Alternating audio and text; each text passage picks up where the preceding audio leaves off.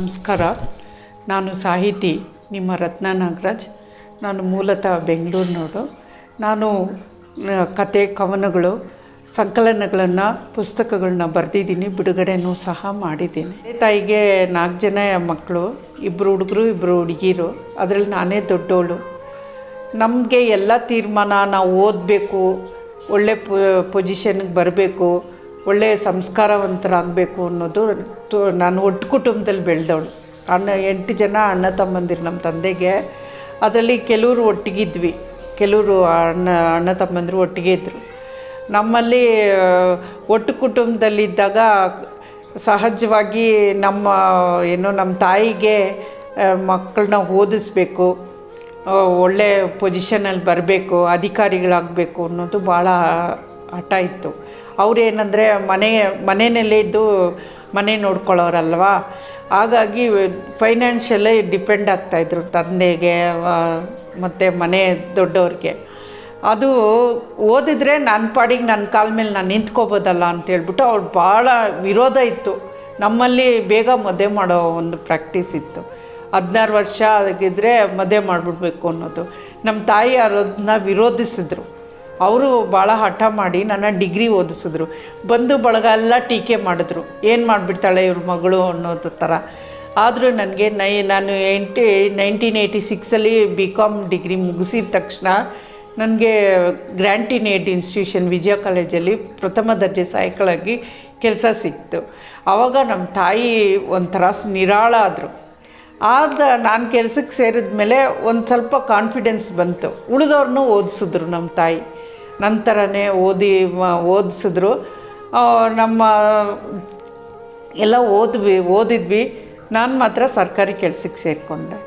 ಹಾಗಾಗಿ ನಮ್ಮ ತಾಯಿಗೆ ಎಲ್ಲಿಲ್ದಿರೋ ಕಾನ್ಫಿಡೆನ್ಸ್ ನನ್ನ ಮೇಲೆ ಬಂದುಬಿಡ್ತು. ಅಂದರೆ ಒಂದು ಹೆಜ್ಜೆ ಮುಂದೆ ಹೋಗ್ಬೋದು ಅನ್ನೋದು ಒಂದು ಫೀಲಿಂಗ್ ಬಂತು. ಕಷ್ಟ ಇತ್ತು ನಮ್ಮ ತಾಯಿಗೆ. ಅದೆಲ್ಲ ಮೇಂಟೈನ್ ಮಾಡಬೇಕು ಅಂದರೆ ಭಾಳ ಕಷ್ಟ ಇತ್ತು.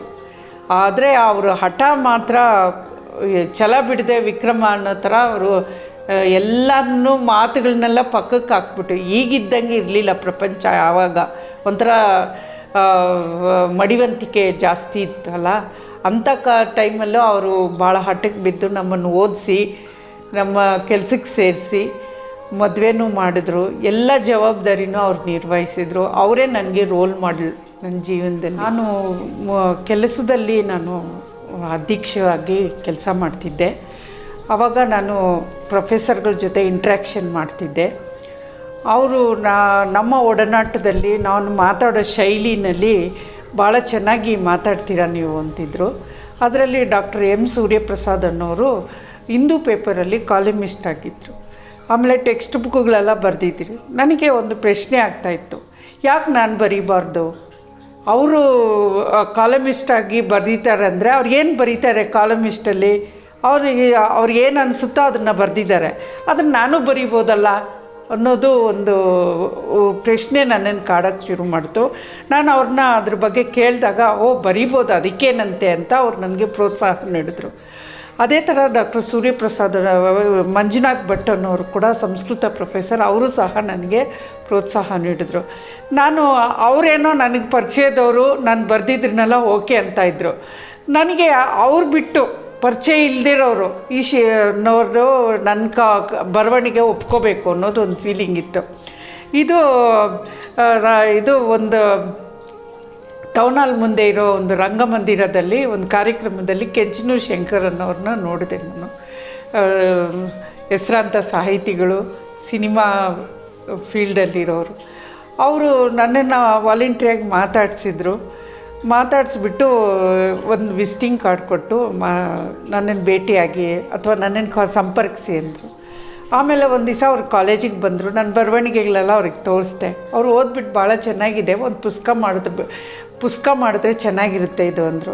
ನನಗೆ ಅದರ ಹಾದಿ ಎಲ್ಲ ಗೊತ್ತಿರಲಿಲ್ಲ. ಪುಸ್ತಕ ಮಾಡೋದು ಅಂದರೆ ತುಂಬ ದೊಡ್ಡ ಬರಹಗಾರರು ಆಗಿರಬೇಕು ಅನ್ನೋದು ಒಂದು ಫೀಲಿಂಗ್ ಇತ್ತು ನನಗೆ. ಇವರು ಇಲ್ಲ, ಇದನ್ನು ಪುಸ್ತಕ ನಾನೇ ನಿಂತು ಮಾಡಿಸ್ತೀನಿ ಅಂದರು. ಇವರೇ ಮಲ್ಲೇಶ್ವರಮಲ್ಲಿ ಪಬ್ಲಿಷರ್ಗೆ ಎಲ್ಲದಕ್ಕೂ ಅದು ಪುಸ್ತಕ ಬಿಡುಗಡೆ ಆಗೋವರೆಗೂ ಪುಸ್ತಕನ ಸಹಿತ ಕಾರ್ಯಕ್ರಮದಲ್ಲಿ ಜಡ್ಜ್ ಆಗಿದ್ದಂಥ ವೆಂಕಟಾಚಲಯ್ಯನವರು ಸಹ ಬಿಡುಗಡೆ ಮಾಡಿದ್ರು.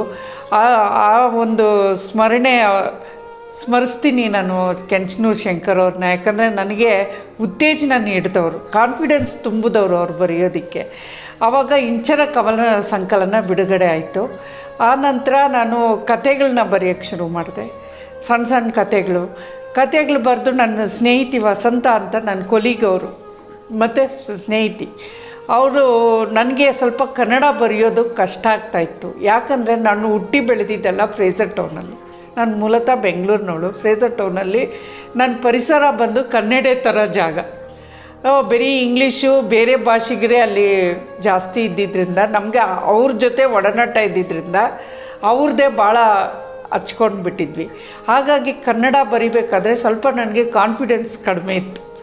ನನ್ನ ಸ್ನೇಹಿತಿ ವಸಂತ ಬಂದುಬಿಟ್ಟು, ಇಲ್ಲ ಪ್ರತಿಯೊಂದೂ ಆಕೆಗೆ ಕೊಡ್ತಿದ್ದೆ. ಆಕೆ ಬೇಜಾರು ಮಾಡ್ಕೊಳ್ತೀರ, ಯಾವುದೇ ಒತ್ತಡ ಇದ್ದರೂ ಕೂಡ ನಾನು ತೋರಿಸಿದ ತಕ್ಷಣ ಓದ್ಬಿಟ್ಟು ಕರೆಕ್ಷನ್ ಮಾಡಿ ಕೊಡ್ತಾಯಿದ್ರು. ಸೊ ಅವರು ಭಾಳ ನನಗೆ ನನ್ನ ಬೆನ್ನೆಲುಬಾಗಿ ಇದ್ದರು. ನಿರಂತರವಾಗಿ ಅದೇ ದಿಕ್ಕಿನಲ್ಲಿ ಚಲಿಸೋಕ್ಕಾಗ್ತಿರ್ಲಿಲ್ಲ. ಯಾಕಂದರೆ ನನ್ನ ಕೆಲಸದ ಒತ್ತಡ ಇತ್ತು, ಮನೆ ಫ್ಯಾಮ್ಲಿ, ಮಕ್ಕಳು ಚಿಕ್ಕವರಿದ್ದರು, ಎಲ್ಲ ಒತ್ತಡ ಇದರಿಂದ ನನಗೆ ಕಂಟಿನ್ಯೂಸ್ ಆಗಿ ಬರೆಯೋಕ್ಕಾಗ್ತಿರ್ಲಿಲ್ಲ. ಆವಾಗ ಆದ್ರೂ ಬರವಣಿಗೆದು ಏನಾದರೂ ಒಂದು ಜೋಕ್ಸು ಬರ್ತಾಯಿತ್ತು ಅಥವಾ ಒಂದು ಸಣ್ಣ ಹೊಳೆದಿರ್ತಿತ್ತು. ವ್ಯಂಗ್ಯ ಚಿತ್ರಣನೂ ಬರಿತಾಯಿದ್ದೆ ನಾನು, ಅದು ಪ್ರಕಟಣೆಗಳಾಗಿದೆ. ಹಾಗಾಗಿ ಏನಾಗ್ತಾಯಿತ್ತು ಅಂದರೆ ನಾನು ಬರವಣಿಗೆ ನಿಲ್ಲಿಸಲೇಬಾರ್ದು ಅಂತ ಅನ್ನಿಸ್ತು. ಸೊ ನಾನು ಹಂಗೆ ಮುಂದುವರಿತಾ ಹೋಗ್ತಾಯಿದ್ದೆ. ಆದರೆ ನಾನು ಸುಮಾರು ಗ್ಯಾಪ್ ಆಫ್ ಟೈಮ್ ತೊಗೊಳ್ತೀನಿ. ಅಂದರೆ ಒಂದು ಕೆಲಸ ಮಾಡಿದ್ರೆ ಸಾಯ್ತಿದ್ದು ಇನ್ನೊಂದು ಮಾಡೋದಕ್ಕೆ ಒಂದು 2-3 ವರ್ಷ 4-5 ವರ್ಷ ಟೈಮ್ ತಗೊಳ್ತಾನೇ ಇದ್ದೆ. ಯಾಕಂದರೆ ನನಗೆ ಇದ್ದಿದ್ದು ಕೆಲಸದ ಒತ್ತಡ ಮತ್ತು ನನ್ನ ಮನೆಯದು ಜವಾಬ್ದಾರಿಗಳು ನಿಭಾಯಿಸಬೇಕಾಗಿತ್ತು, ಮಕ್ಕಳನ್ನ ಅವ್ರನ್ನ ಬೆಳೆಸಬೇಕಾಗಿತ್ತು, ಅವ್ರ ವಿದ್ಯಾಭ್ಯಾಸ ಅದು ಇದ್ರ ಕಡೆ. ಹಾಗಾಗಿ ಹಂಗೂ ಬಿಡದೆ ಒಂಥರ ಛಲ ಬಿಡದೆ ಮಾಡ್ತಾಯಿದ್ದೆ. ಅಂದರೆ ಇದು ಮಾಡ್ತಿದ್ದೆ, ಒಟ್ಟಿನಲ್ಲಿ ಎಲ್ಲನೂ ಟಚ್ ಇಟ್ಕೊಳ್ತಾಯಿದ್ದೆ. ಆದರೆ ನಾನು ನನ್ನ ಕೆಲಸದ ಜಾಗದಲ್ಲಿ ಬರೆಯೋಕ್ಕಾಗ್ತಿರ್ಲಿಲ್ಲ, ಅಲ್ಲಿಂದ ಇದ್ರ ಪರಿಸರದಲ್ಲಿ. ಮನೆಯಲ್ಲಿ ಬಂದರೆ ಎಲ್ಲ ಕೆಲಸ ನನ್ನ ಸಾಹಿತ್ಯದಿಂದ ಮನೆಗೆ ತೊಂದರೆ ಆಗಬಾರ್ದು. ಇವ್ರು ಬರಿತಾ ಇದ್ದಾರೆ, ಅದರಿಂದ ನಮಗಿವತ್ತು ಈ ಕೆಲಸ ನಿಂತಿದೆ ಅನ್ನೋ ಒಂದು ಮಾತು ಬರಬಾರ್ದು.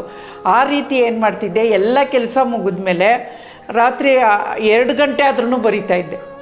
ಅಂದರೆ ಬರಿಬೇಕು ಅನ್ನೋ ಒಂದು ಹಠ ಬಂದಾಗ, ಆಮೇಲೆ ಮಂಗಳ ಪುಸ್ತಕ ವಾರಪತ್ರಿಕೆಯಲ್ಲಿ ಪ್ರಕಟಣೆಗಳು ಬರ್ತಾಯಿತ್ತು, ಸ್ಪರ್ಧೆಗಳದ್ದು ಪ್ರಕಟಣೆ. ಆ ಸ್ಪರ್ಧೆಗಳಿಗೋಸ್ಕರ ನಾನು ಸ್ಪಂದಿಸ್ತಾ ಇದ್ದೆ. ಮೊದಲು ಚುಟುಕುಗಳು ಬರಿತಾಯಿದ್ದೆ. ಮೈಸೂರಲ್ಲಿ ನನ್ನ ಪ್ರಥಮ ಚುಟುಕು 350 ಜನರ ಮೇಲೆ ಕಂಟೆಸ್ಟೆಂಟ್ ಇದ್ದರು. ನಂದು ಅದರಲ್ಲಿ 74ನೇ ಸೀರಿಯಲ್ ನಂಬರೆಲ್ಲ ಆಯ್ಕೆ ಆಗಿತ್ತು. ಆಮೇಲೆ ಅಲ್ಲಿ ಮೊದಲನೇ ನನ್ನ ಚುಟುಕುನ ಇದಾಯಿತು. ಅದಾದ ನಂತರ ನಿನ್ನಲ್ಲಿಯ ನಾನು ಅಂತ ಒಂದು ಕವನ ಸಂಕಲನ ಮೈಸೂರಿಂದ ಪ್ರಕಟಣೆ ಬಂದಿತ್ತು ಪೇಪರಲ್ಲಿ, ಕವನ ಬೇಕು ಅಂತೇಳ್ಬಿಟ್ಟು. ಆವಾಗ ಅದನ್ನು ಕಳಿಸಿದ್ದೆ. ಅದಕ್ಕೆ ದ ರಾ ಬೇಂದ್ರೆ ಪ್ರಶಸ್ತಿನೂ ಸಹ ಬಂದಿತ್ತು ಆ ಕವನಕ್ಕೆ. ಆ ನಂತರ ಒಂದರಿಂದ ಪ್ರಕಟಣೆಗಳು, ಪತ್ರಿಕೆ ಪ್ರಕಟಣೆಗಳು, ಸ್ಪರ್ಧೆಗಳು, ಕವನಗಳು ಆಹ್ವಾನ ಮಾಡಿದ್ದು, ಆ ಕತೆಗಳಿಗೆ.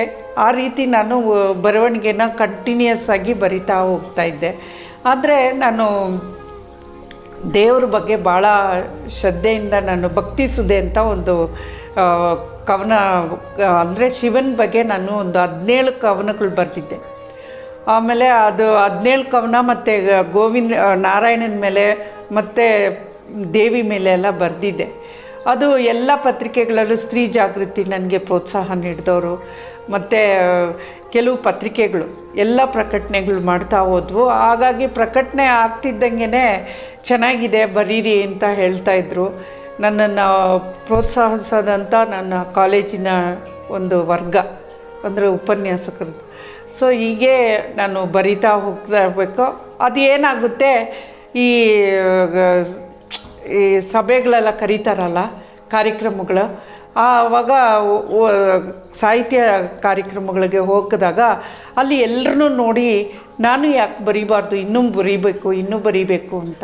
ಬಟ್ ನನಗೆ ಒಟ್ಟಿನಲ್ಲಿ ಒಳ್ಳೆ ಬರಹಗಾರಳಾಗಬೇಕು ಅನ್ನೋದು ಮಾತ್ರ ಇವತ್ತಿಗೂ ನನಗೆ ಅದೇ ಆಸೆ, ಬೇರೆ ಏನೂ ಇಲ್ಲ. ಅಂದರೆ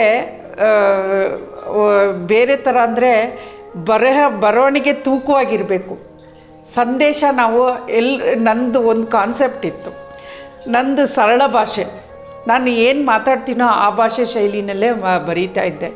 ಯಾಕೆಂದರೆ ಇಲ್ಲಿ ನಾನು ಒಂದು ವಿಷಯ ಹೇಳಬೇಕು. ಗಿರೀಶ್ ಕಾರ್ನಾಡು ಮತ್ತು ರಾಜ್ಕುಮಾರ್.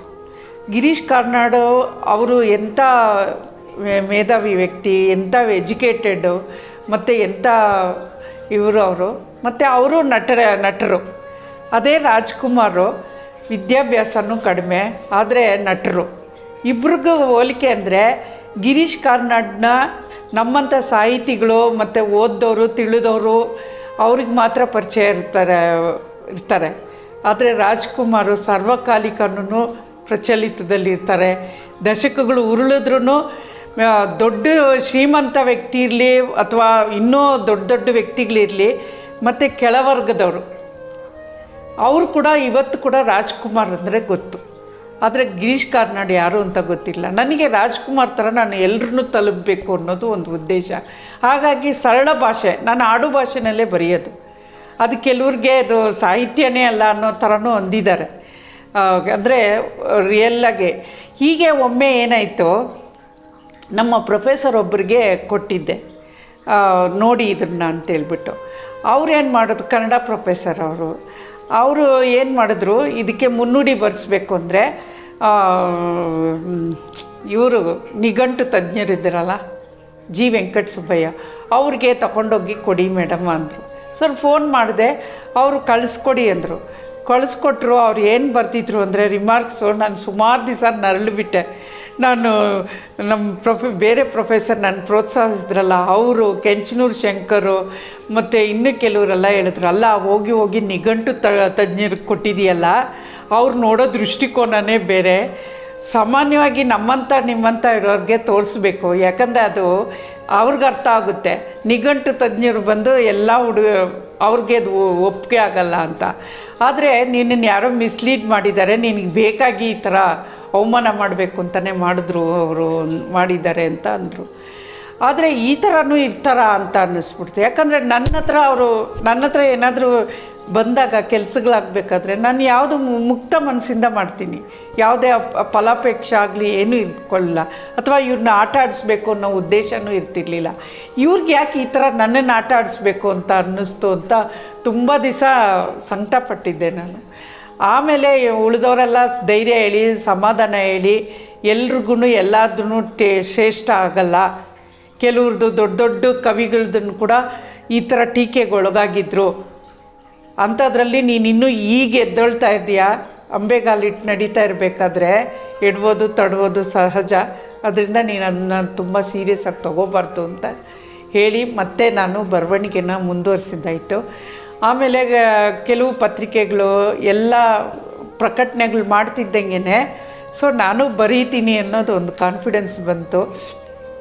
ಅದಾದಮೇಲೆ ಏನಾಯಿತು ಅಂದರೆ ನನಗೆ ತುಂಬ ಜನ ಕಾರ್ಯಕ್ರಮಗಳಲ್ಲಿ ಹಿತವಚನ ಹೇಳಿದರು, ನೀವು ಬೇರೆ ಸಾಹಿತಿಗಳದ್ದು ಪುಸ್ತಕಗಳನ್ನ ಓದಬೇಕು. ಇವಾಗ ಅದೇ ಕೆಲಸವಾಗಿ ಓದಬೇಕು ಅಂದರೆ ನಾನು ಕೆಲವ್ಗೆ ಟೈಮ್ ಇರಲ್ಲ, ಮತ್ತು ಯಾವ ಬಿಡುವು ಟೈಮಲ್ಲಿ ಬೇರೆ ಪುಸ್ತಕಗಳನ್ನ ಬೇರೆ ಪುಸ್ತಕಗಳು ಓದೋದು ಅಂದರೆ ಕಷ್ಟದ ಕೆಲಸ. ಅದ್ರ ಬದಲು ಏನೋ ಒಂದು ಪುಸ್ತಕನ ತಗೊಂಡೆ, ಇಂಗ್ಲೀಷ್ ಪುಸ್ತಕನ. ಅದನ್ನು ಅನುವಾದ ಮಾಡ್ತಾ ಅದ್ರದ್ದು ಆ ಒಳ ಅರಿವು ಅರ್ಥ ಆಗಿಬಿಡುತ್ತೆ. ಹಾಗಾಗಿ ಏನು ಮಾಡಿದೆ, ಪ್ರೈಮಿವಾಲ್ ಅಂತ ಬೆಂಗಾಳಿ ಕಥೆಗಳು 1956 ಅವ್ರದ್ದು ಕಥೆಗಳನ್ನ ತಗೊಂಡು ಅದಕ್ಕೆ ಸಂಬಂಧಪಟ್ಟರು ಪಬ್ಲಿಷರು, ಎಡಿಟರು, ರೈಟರು ಎಲ್ಲರೂ ಯಾರೂ ಬದುಕಿಲ್ಲ.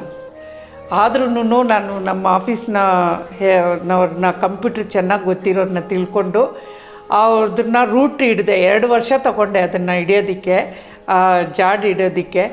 ಕೊನೆಗೂ ಅವ್ರು ತೋರಿಸ್ಕೊಟ್ರು. ಅದು ಇದು ನ್ಯೂ ಪಬ್ಲಿಕೇಶನ್ಸ್ ಅಂತ ನ್ಯೂ ಡೆಲ್ಲಿಯವರು ಪಬ್ಲಿಷರ್ ಸಿಕ್ಕಿದ್ರು. ಹಾಗಾಗಿ ಅವುಗಳನ್ನ ಅನುವಾದ ಮಾಡ್ತಾ ನಾನು ನಿಜವಾಗ್ಲೂ 2011 ತೊಗೊಂಡಿದ್ದು. 2020ರಲ್ಲಿ ಮುಗಿಸ್ದೆ ಆ ಪುಸ್ತಕನ. ಅಂದರೆ ಒಂದಷ್ಟು ಬರೆಯೋದು ಮತ್ತು ಗ್ಯಾಪ್ ಬರೋದು, ಜವಾಬ್ದಾರಿ ಕೆಲಸಗಳು ಇರೋದ್ರಿಂದ ನನಗೆ ಅದನ್ನು ಕಂಟಿನ್ಯೂಸ್ ಆಗಿ ಬರೆಯೋಕ್ಕಾಗ್ತಿರ್ಲಿಲ್ಲ. ಮತ್ತು ಅದು ಕಂಪ್ಯೂಟ್ರಲ್ಲಿ ಎಲ್ಲಿ ಫೋಲ್ಡ್ರಿಗೆ ಹಾಕಿದ್ದೀನಿ, ಎಡಿಟ್ ಮಾಡಿದ್ದೀನಿ ಅನ್ನೋದು ಮತ್ತೆ ಹುಡ್ಕೋದು, ಗಂಟೆ ಹುಡ್ಕೋದು. ಸೊ ಈ ರೀತಿಯಾಗಿ ಅದು ವಿಳಂಬ ಆಯಿತು ಬಿಡುಗಡೆ ಆಗೋದಕ್ಕೆ. ಆಮೇಲೆ ಏನಾಯಿತು, ರತ್ನ ಕಾಳೇಗೌಡ ಅವ್ರದ್ದು ರತ್ನನ 132 ವಚನಗಳನ್ನು ಕನ್ನಡದಿಂದ ಇಂಗ್ಲೀಷ್ಗೆ ಅನುವಾದ ಮಾಡಿ poemhunter.com ಅಂತ ವರ್ಲ್ಡ್ ವೆಬ್ಸೈಟ್ ಅದು ಲಕ್ಷಾಂತರ ಶೇಕ್ಸ್ಪಿಯರಿಂದ ಹಿಡಿದು ಎಲ್ಲ ಬರಹಗಾರರು ಇದ್ದಾರೆ, ಫಾರಿನರ್ಸು ಎಲ್ಲ ಸೇರಿ ಅದರಲ್ಲಿ ಪ್ರಕಟಣೆ ಆಯಿತು. ಆದ ನಂತರ ಒಂದು ಕಾರ್ಯಕ್ರಮಕ್ಕೆ ಹೋಗಿದ್ದೆ, ರಾಣಿ ಗೋವಿಂದರಾಜ್ ಅವ್ರದ್ದು, ಸಂವಿಧಾನ ಶಿಲ್ಪಿ BR ಅಂಬೇಡ್ಕರ್ ಅನ್ನೋರದ್ದು ಅಲ್ಲಿ ಒಂದು ಸಣ್ಣ ಪುಸ್ತಕ ಅದು. ಸೊ ಇದನ್ನು ನಾನು ಅವ್ರ ಬಗ್ಗೆ ತಿಳ್ಕೊಂಡಾಗುತ್ತಲ್ಲ, ಬರೀ ಹೆಸ್ರು ಕೇಳಿದ್ದೆ ಅಷ್ಟೇ, ಅವ್ರ ಬಗ್ಗೆ ತಿಳ್ಕೊಂಡಾಗುತ್ತೆ, ಅದನ್ನು ಅನುವಾದ ಮಾಡಿದ್ರೆ ಅದ್ರದ್ದು ತಿಳ್ಕೊಳ್ಬೋದು ಅಂತೇಳ್ಬಿಟ್ಟು ಅದನ್ನು ಇಂಗ್ಲೀಷ್ಗೆ ಅನುವಾದ ಮಾಡಿದೆ. ಅವ್ರ ಮೇಡಮ್ ಭಾಳ ಕ್ವಿಕ್ಕಾಗಿ ಅದನ್ನು ಪಬ್ಲಿಷು ಮಾಡಿಬಿಟ್ರು. ಅದೇ ರೀತಿ ಬೇರೆಯವ್ರದ್ದು ನಾನು ಅನುವಾದ ಮಾಡಿದ್ದೀನಿ, ಎಲ್ಲನೂ ವೆಬ್ಸೈಟ್ಗಳಲ್ಲಿ ಅಪ್ಲೋಡ್ ಮಾಡಿದ್ದೀನಿ. ನಾನು ಬಾಂಬೆ ವೆಬ್ಸೈಟ್ ಒಂದಿದೆ storymirror.com ಅಂತ, ಅದಕ್ಕೆ ನಾನು ಅದರಲ್ಲಿ ಬರೋ ಸ್ಪರ್ಧೆಗಳು, ಕನ್ನಡ ಆಗಲಿ ಇಂಗ್ಲೀಷ್ ಆಗಲಿ ಸ್ಪರ್ಧೆಗಳಿಗೆ ಕವನಗಳು, ಕಥೆಗಳು ಎಲ್ಲ ಪಬ್ಲಿಷ್ ಬರೆದಾಗ್ತಾಯಿದ್ದೆ. ಅವರು